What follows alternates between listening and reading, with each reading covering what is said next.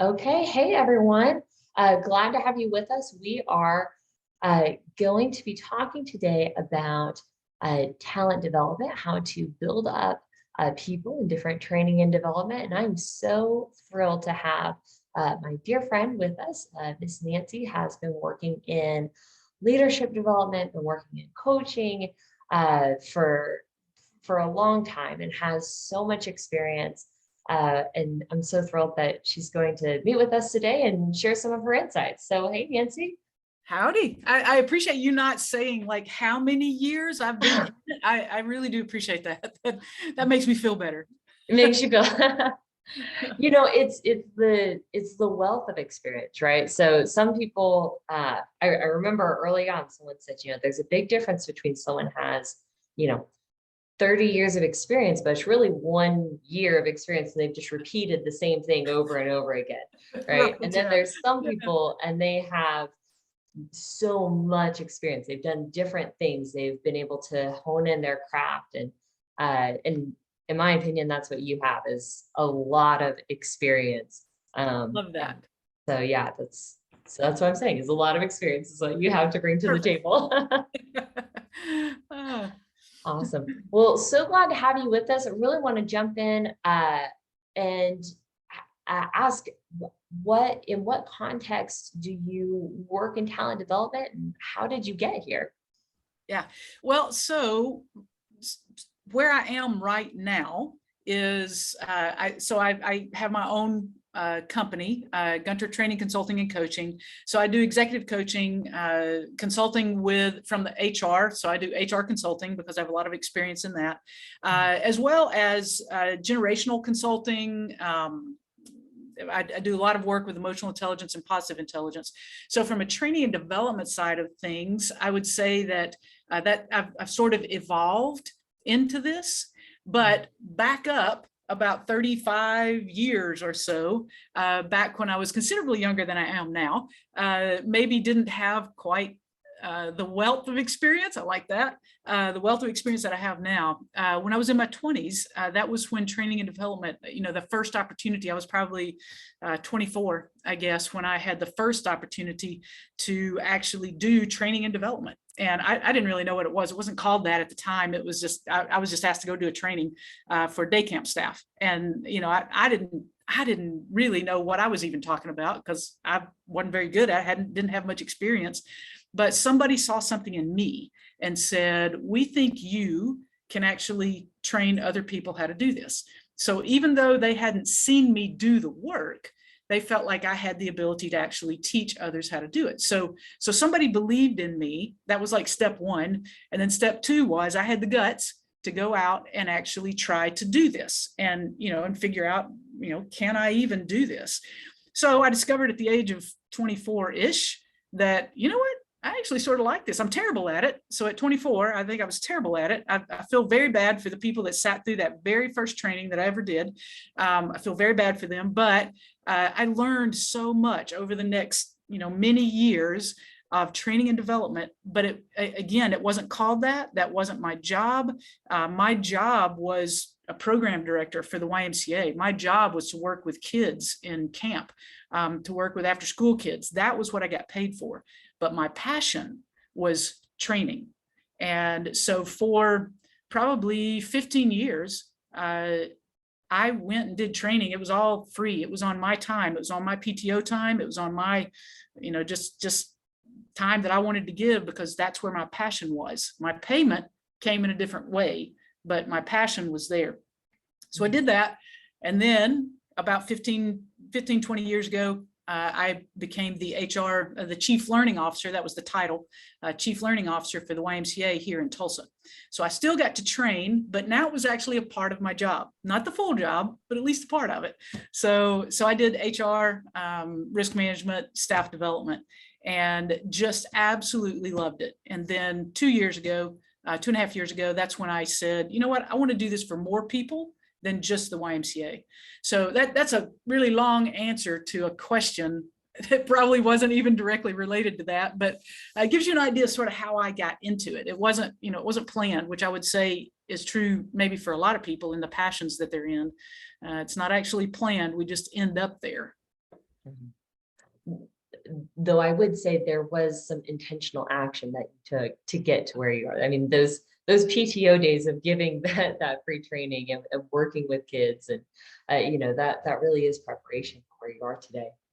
Yeah, yeah. Actually, that's a really good point. There was most definitely intentional action on my part, and I can remember, I moved around working for the YMCA for as long as I did. I went to different states. I worked for different YMCA's throughout the nation, and I can remember specifically being at one Y in particular, and them saying, we're not really sure that training and development is something that we're not going to let you go and train anymore. We need you here.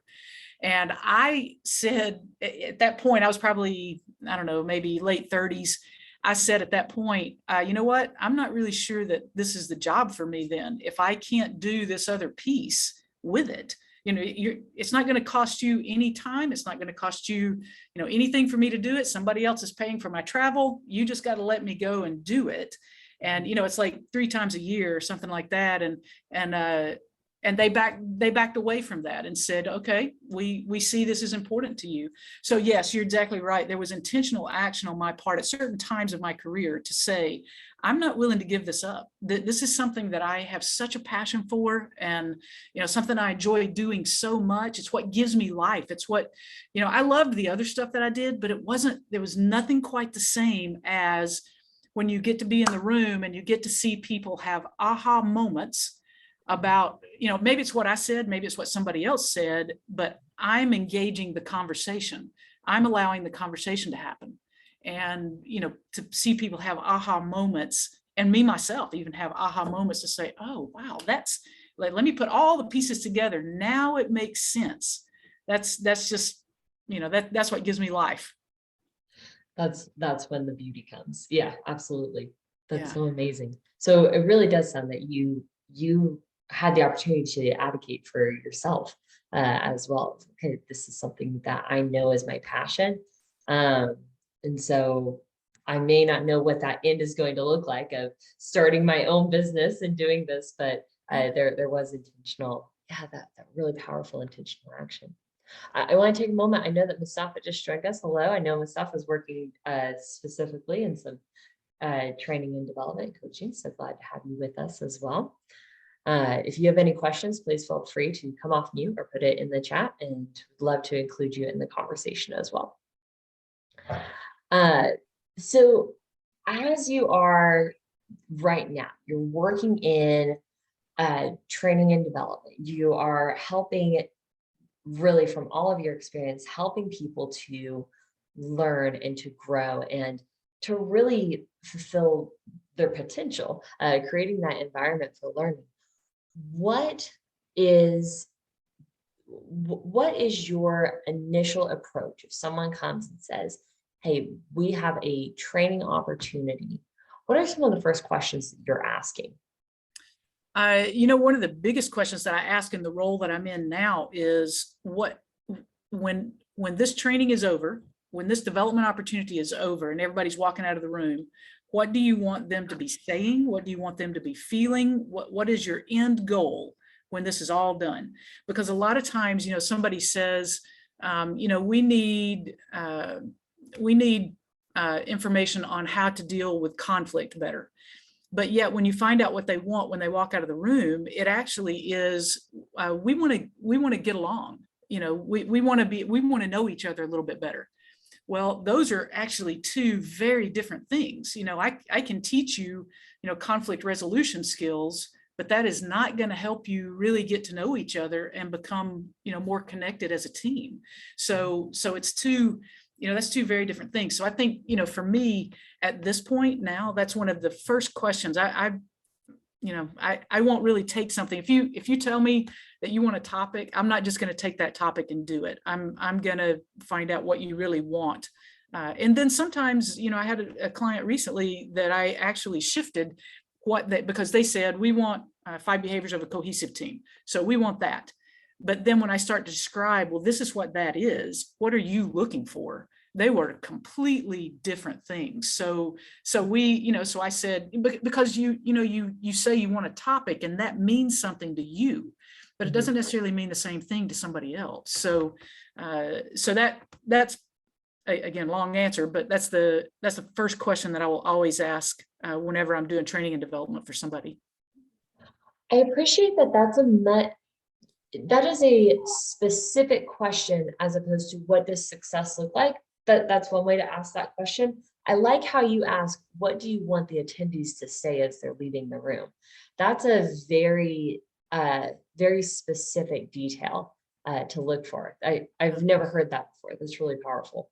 And another piece too, I ask, what do you want them to be to say about it? What do you want them to be feeling? That emotional piece is the other piece that is important for me to know, because when you walk out of something, if you had a certain feeling being there, you're going to remember that a lot longer.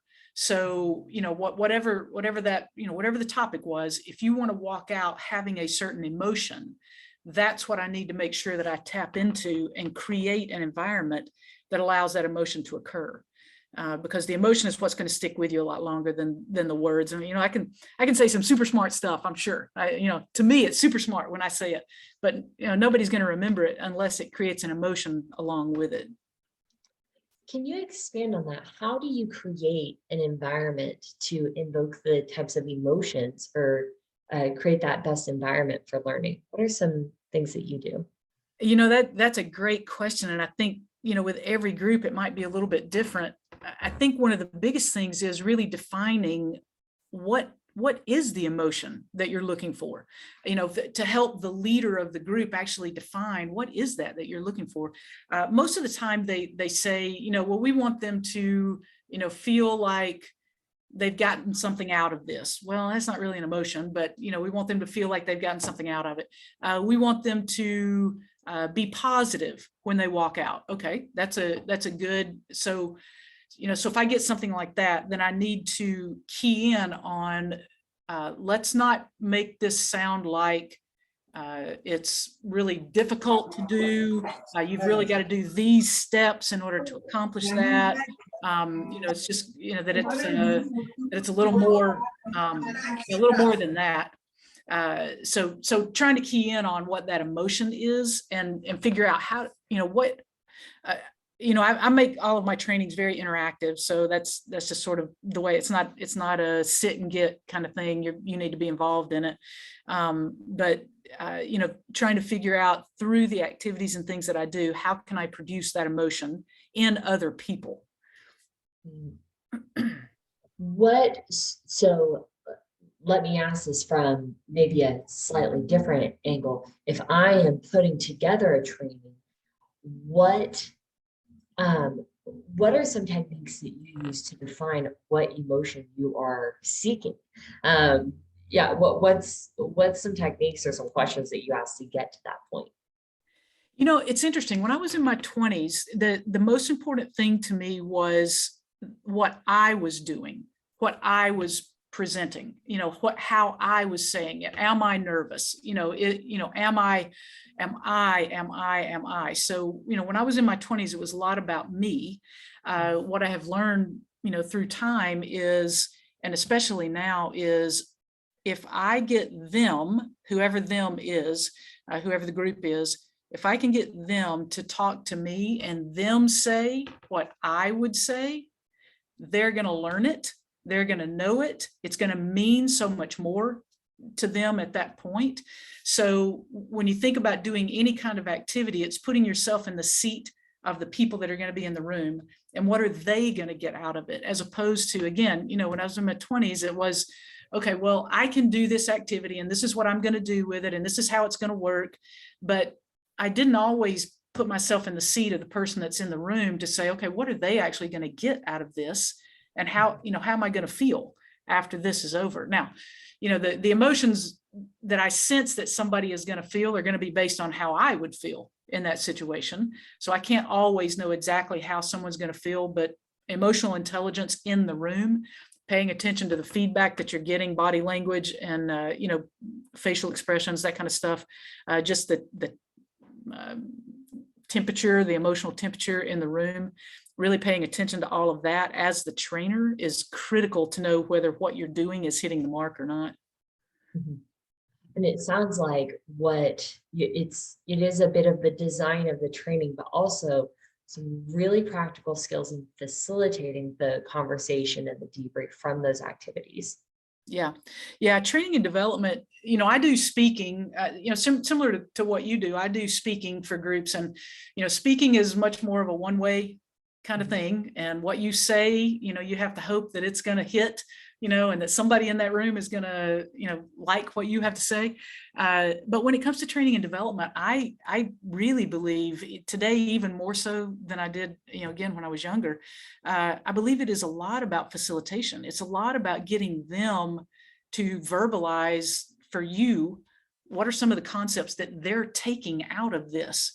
Because if they don't talk to you, they're not going to learn it. The retention rate, I hate to say it, but in training and development, if you look at, how long people retain what you said, whatever the topic was, I can't remember exactly, but it seems like 30 days later, they remember 10% of whatever it was that you trained them in.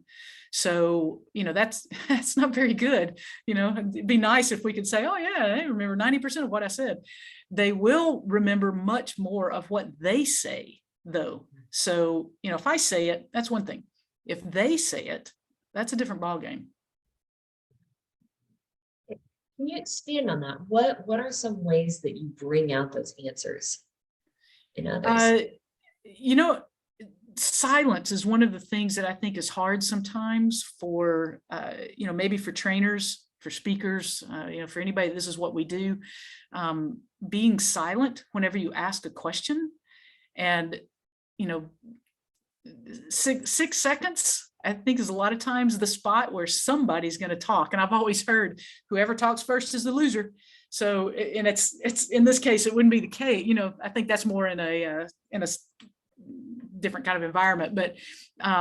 But in this case, the trainer being silent, ask a question, be silent, and allow people to think about it. Because, sometimes somebody doesn't have an immediate answer. They need to think about what you just said. What was the question that you just asked? How do I feel about that? So there's this silence. And then if nobody says anything, it's asking the question again, but maybe saying it in a different way, and then being quiet and letting them again mull over what it was that you just said. Eventually somebody, and for me, the hardest group that I have encountered are engineers. Engineers just like being quiet. I'm actually in the office of an engineer right now, and they just they're very focused on what they do, and so it's like pulling teeth sometimes to get them to talk. But once they do start talking, they really start to to engage in whatever the topic is. For those of you listening, what Nancy just said, that is the difference between a good facilitator and an excellent facilitator. Those two things of being comfortable in the silence. And Nancy does this so craftfully, of you really do. And that's going to be that difference between there's a facilitator that will ask a question, no answer, then they'll move on. Having that patience and that confidence in the audience to give an answer, it's golden whenever it works. And then I love what you said, secondly, of waiting for the answer, but then if you don't get an answer, asking it in a different way. So in my team, they know I do this all the time. I say, oh, you know what? I don't like the way I asked that. Let me ask that a little bit differently. Yeah. Right. And so those are two things that it is the difference between a good facilitator and an excellent facilitator does that. Nancy does that so well.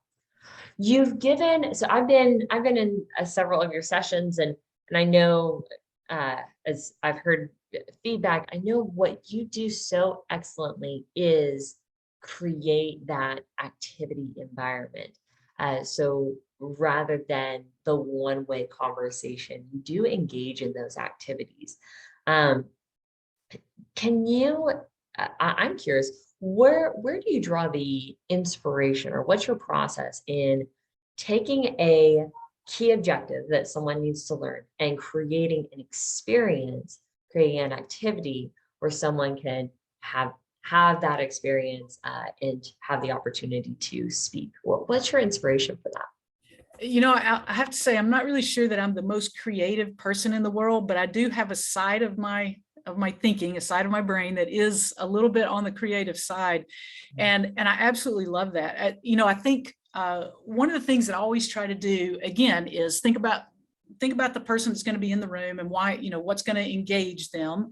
I know from personal experience that if it's just, if I'm just going to stand up here and talk, you're going to hear about the first 30 seconds, and then everything else I say after that is irrelevant. So I need to engage you in it.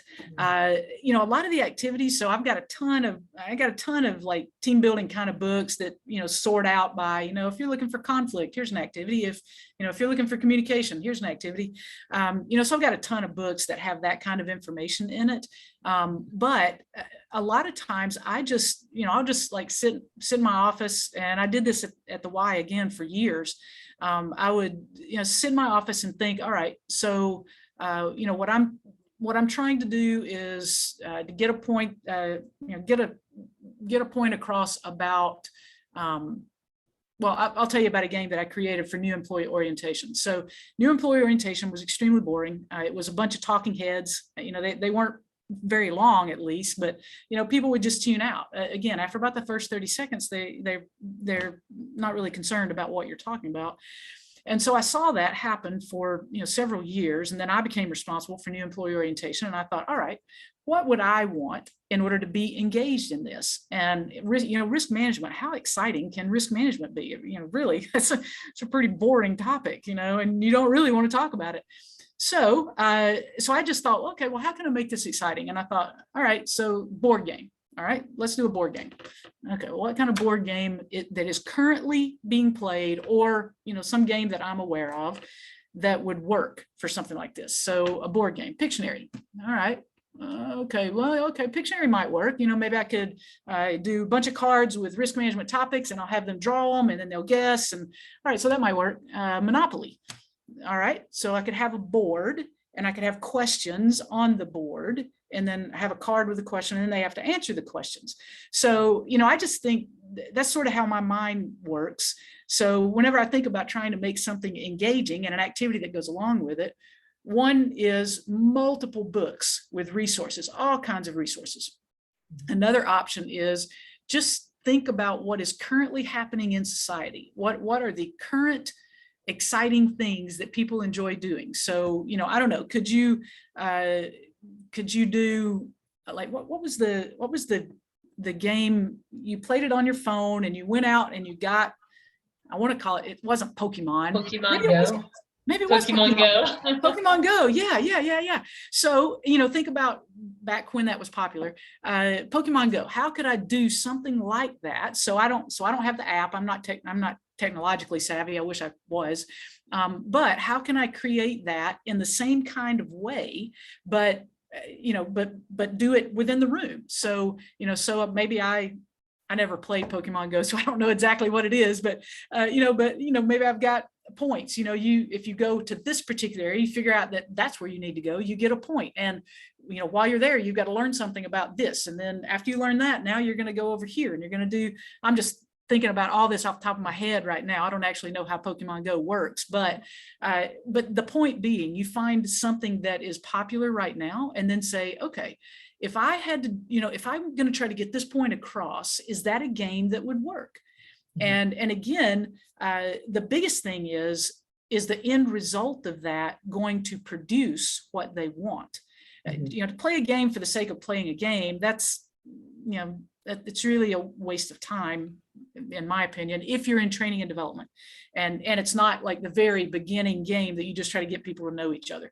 If it's in the training, then it needs to produce what it is that you want it to produce. Oh. Say that again, Nancy. Yeah, if it's in the training, it needs to produce what you want it to produce. Yeah, absolutely. I love that.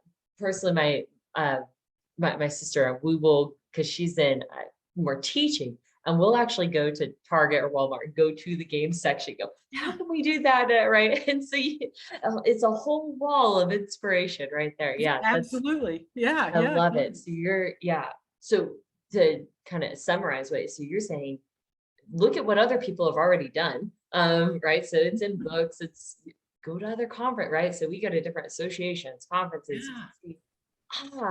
I you did that for that purpose. I think I can take that, tweak it a little bit, do it a little bit differently, debrief it this way, and it can serve this purpose, right? Absolutely. So having that, and then having fun with games, yeah, gamification, yeah, Yeah, love that. totally.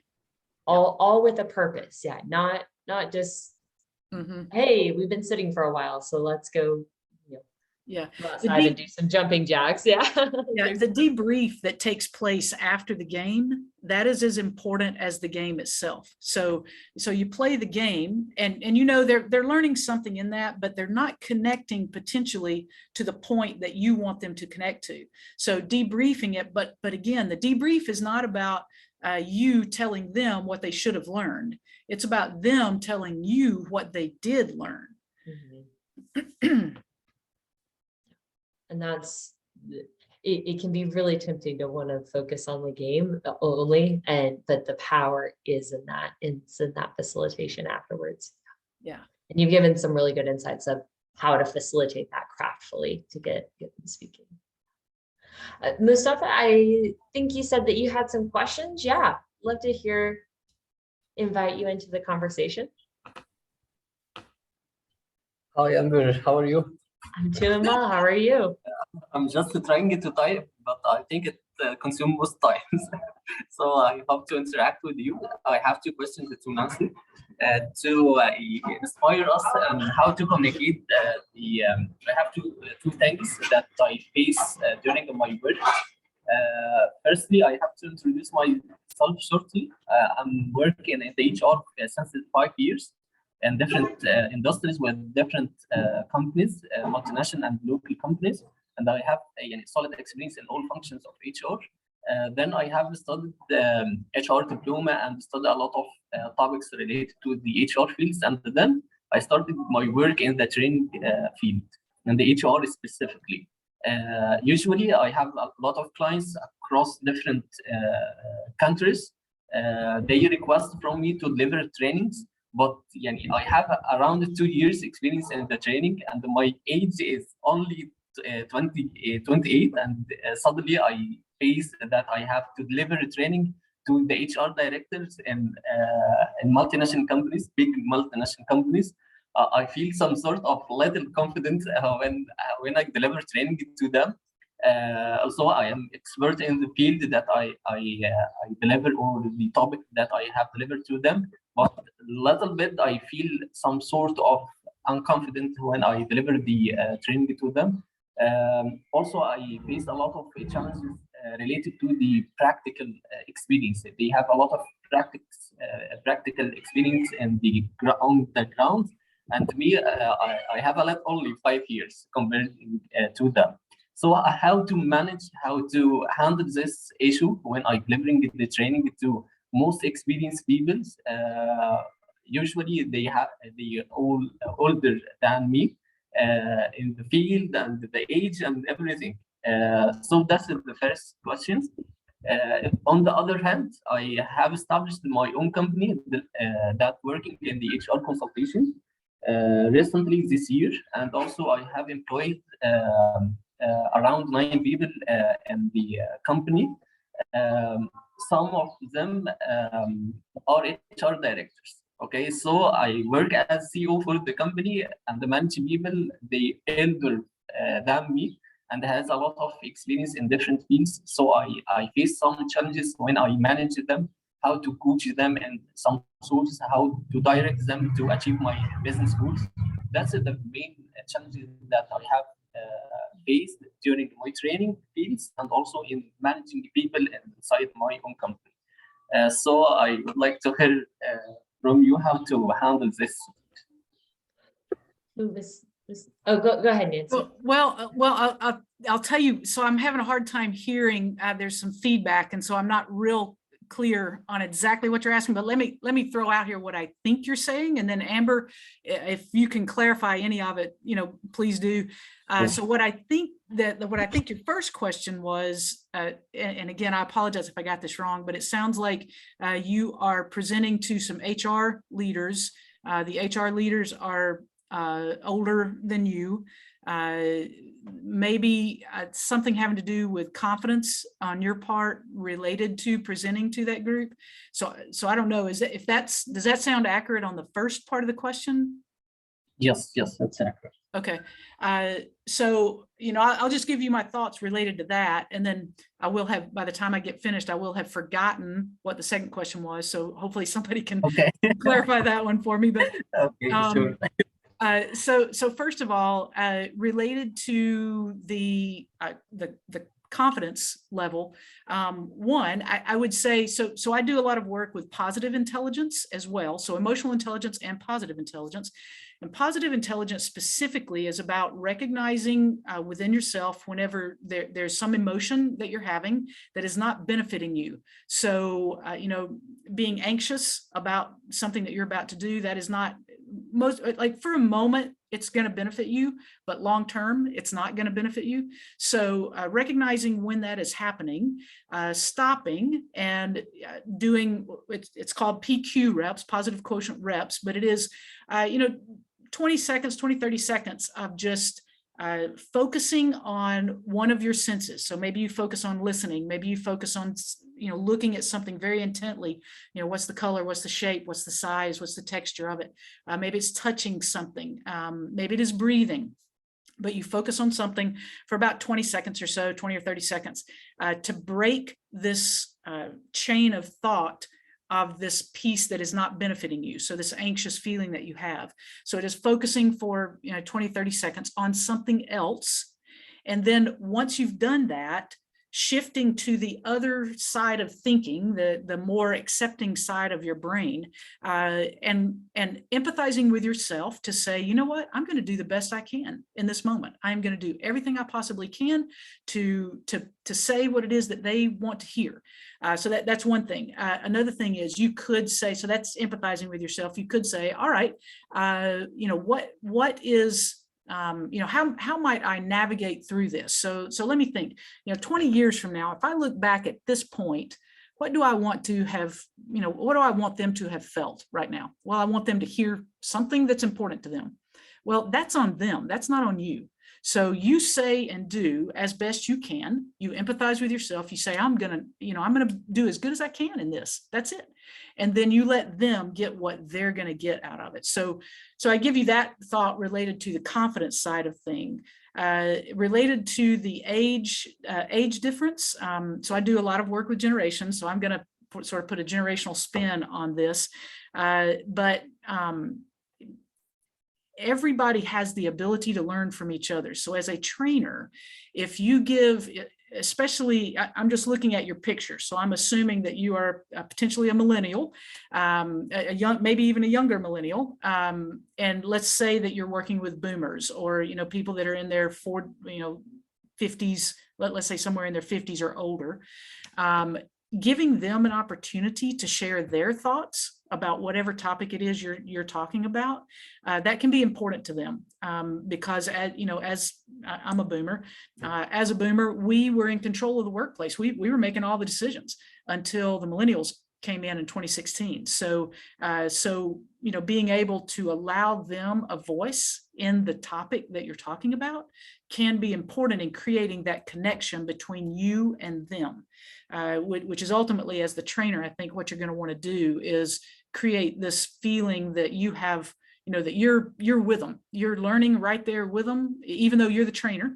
They've got stuff that you can learn from as well. And, making sure that they hear that and that you let them share their voice into the room.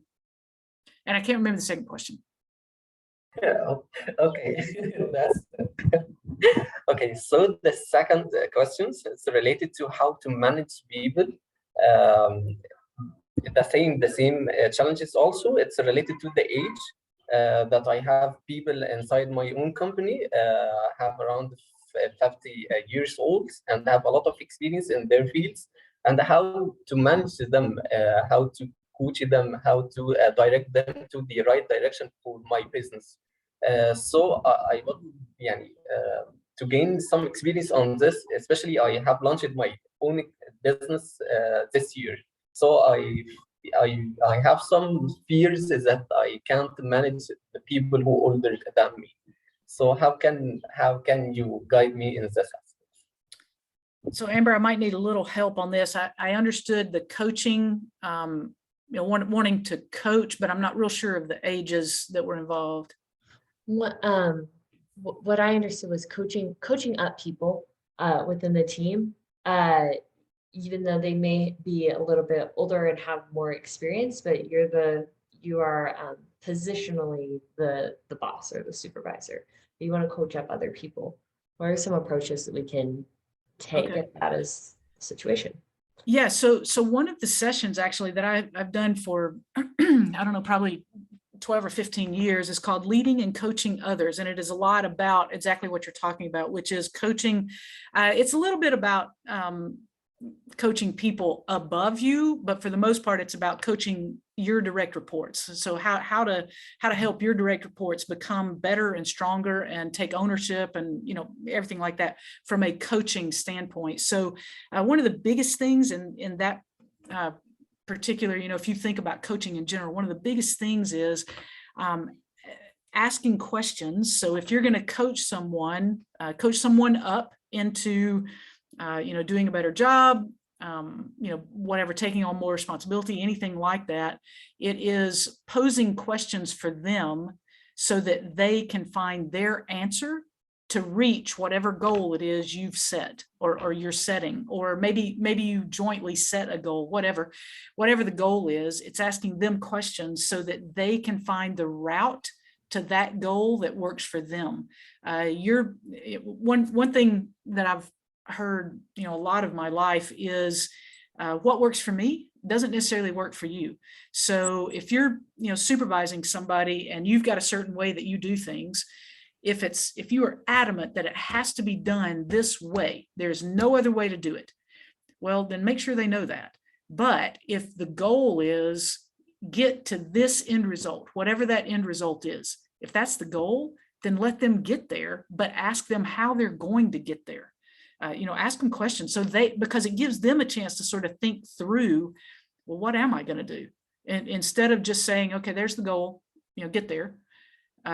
If you don't ask, some questions about, well, how are you going to get there? Then they may not actually give enough thought to it to figure out what is the best route. And then they may not succeed. They may not be as successful as what they could be. So I don't know whether that answered it or not. That's great. Thank you so much, Nancy. You bet. Nancy has just wonderful insights. I love it.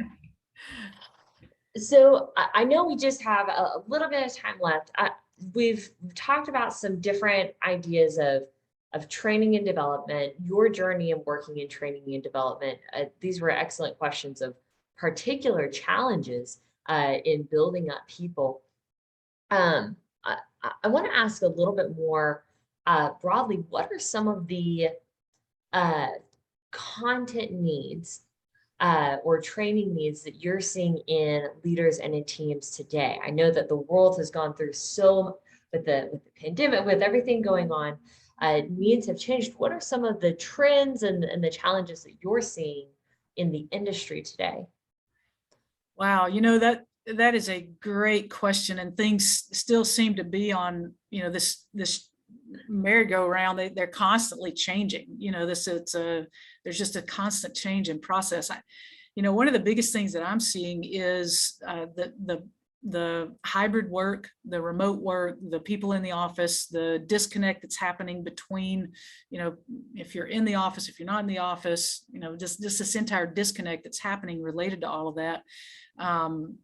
And training and development, trying to figure out, how do I help build a team? A manager comes to you and says, my team is disconnected. I need help in rebuilding my team. Well, what exactly does that mean? I mean, it could mean any number of things. So, one of the biggest struggles, maybe right now is defining what is that? What are we talking about? Getting these remote, virtual, and remote, hybrid, and in-person employees, getting them back together, functioning on the same team, that's a difficulty. And then communication has always been an issue for forever. And communication encompasses so much. So, if you say, well, I'm gonna, training and development, we need you to help us with communication. Probably I would spend as much time on defining what are we talking about? What do you need help with? I'd spend as much time defining that as actually training in improving that, because communication encompasses so much. So, are we talking about, we literally don't see each other? Are we talking about, well, we don't listen when we're on the phone? Well, are we talking about, somebody talks over me? Are we talking about, what are we talking about whenever we talk about communication? The written email, the text message, somebody made me mad because they put a period after a text message, and that, whatever that period does, I have no idea, because I'm not from that generation, but apparently it does something. And, and it's not good. Whatever that something is, it's not good. So, defining from communication, defining it, spending more time there than the actual training of it might be. Those are just my thoughts right now. Remote,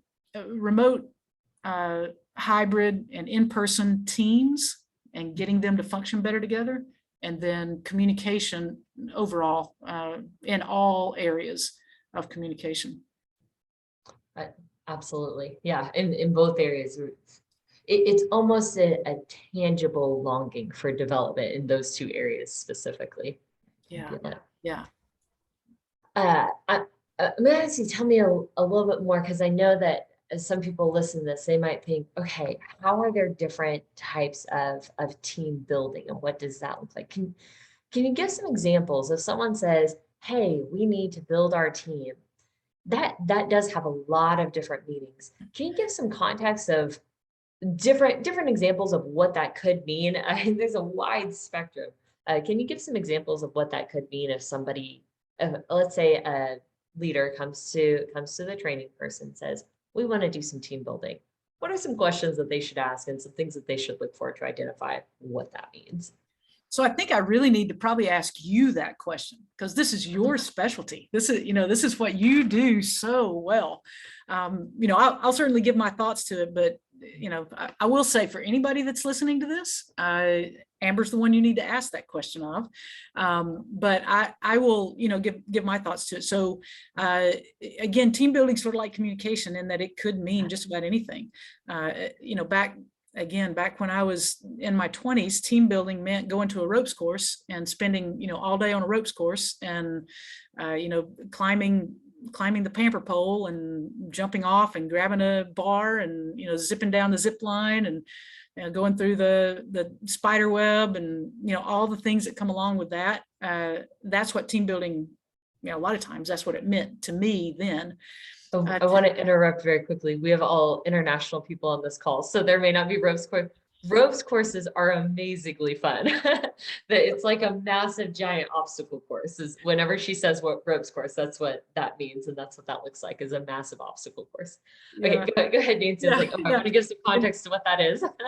I used to facilitate those, and again, it's the same thing that it is with any other kind of team building activity. It's the debrief afterwards that makes all the difference. And so, same thing. So, today my idea of team building and the questions that I would ask would be more about, well, again, same thing. What is your ultimate goal? When this is all over and you're walking out the door, what do you want your team? How do you want your team to be different? What is it that you're wanting to accomplish in this half day, full day, 1 hour, 2 hours? How much time do we have? What are we talking about? What is the end result? What do we want that to look like? Once you know that, then you can figure out, well, are we talking about a ropes course? Are we talking about, everybody sitting in the same room and we're just going to learn a little something about each other, or are we talking about, activities and games? Again, with any kind of team building, a lot of times we think team building is about, well, let's just play and have fun and we'll get to know each other in the process. And it's not, there needs to be an intention behind team building. You need to intentionally be going after something. And the intention occurs in the debrief. So you do, there's a game called tanks. And so you play tanks where one person's blindfolded, another person is the driver of the tank. And you've got little soft balls laying around. Soft, that's the key word in this, no tennis balls. And the driver, without touching their tank, gets their tank to bend down and pick up one of these balls, and then you throw it. That's the launcher of the tank. No full arm throws, just a single throw. So anyway, you play a game like that, and it's all fun. Everybody's laughing. You're learning so much in the process. But unless you talk about it afterwards, all the learning has just gone out the window. So the debrief that occurs after whatever activity you do to accomplish something, if you don't do the debrief, you'll miss getting to the end result in the process. That belongs on a t-shirt. Yes. That's amazing. Yeah. And those you could have used that with those examples of communication. Yeah. Team building was just the example that I chose. Yeah. That's a great example of, this has many different contexts. Yeah, absolutely. Oh, sorry. Did you have something to say? No. Oh, good. I was like, oh, I saw that. I saw that breath. All right. So two final questions as we end off today. If I am someone that is new to training and development, let's say I'm like you at 24 and I don't necessarily know what that looks like at the end goal, but I know that this is a passion and I know that this is what energizes me and I want to move forward and explore this area more. What are some good starting points? What's some advice that you would have for that person that is interested in training and development? They want to get involved. They might not know where to go from here. So if you're in a company that has a training and development department, then I would say find someone that you admire in that department, someone that does stuff the way you would want to do things or something like that. If you're not in a big company, just whoever you see that you're like, let's say you see a speaker at a conference and they do, some kind of, the training and development conference, and there's a speaker there. And you're like, I really like that person. I'd really like to get to know that person. I would say sort of two things. One, find somebody that you respect, admire, somebody that does what you want to do, and ask them to go to coffee.